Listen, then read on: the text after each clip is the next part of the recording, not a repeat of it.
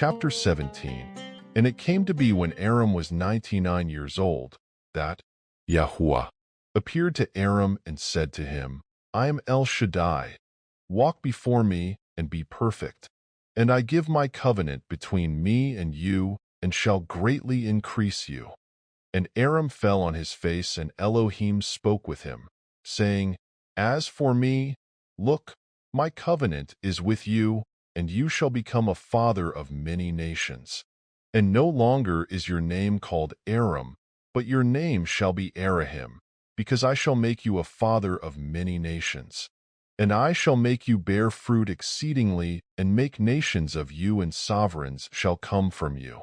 And I shall establish my covenant between me and you and your seed after you in their generations, for an everlasting covenant, to be Elohim to you and your seed after you. And I shall give to you and your seed after you the land of your sojournings, all the land of Canaan, as an everlasting possession, and I shall be their Elohim. And Elohim said to Abraham, As for you, guard my covenant, you and your seed after you throughout their generations. This is my covenant which you guard between me and you and your seed after you. Every male child among you is to be circumcised, and you shall circumcise the flesh of your foreskin, and it shall become a sign of the covenant between me and you. And a son of 8 days is circumcised by you, every male child in your generations, he who is born in your house or bought with silver from any foreigner who is not of your seed. He who is born in your house and he who is bought with your silver has to be circumcised. So shall my covenant be in your flesh, for an everlasting covenant.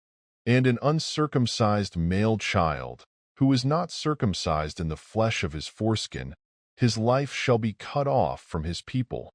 He has broken my covenant. And Elohim said to Abraham, As for Sarai your wife, do not call her name Sarai, for Sarah is her name. And I shall bless her, and also give you a son by her. And I shall bless her, and she shall become nations. Sovereigns of peoples are to be from her. And Abraham fell on his face and laughed and said in his heart, Is a child born to a man who is 100 years old? Or is Sarah, who is 90 years old, to bear a child? And Abraham said to Elohim, Oh, let Yishmael live before you.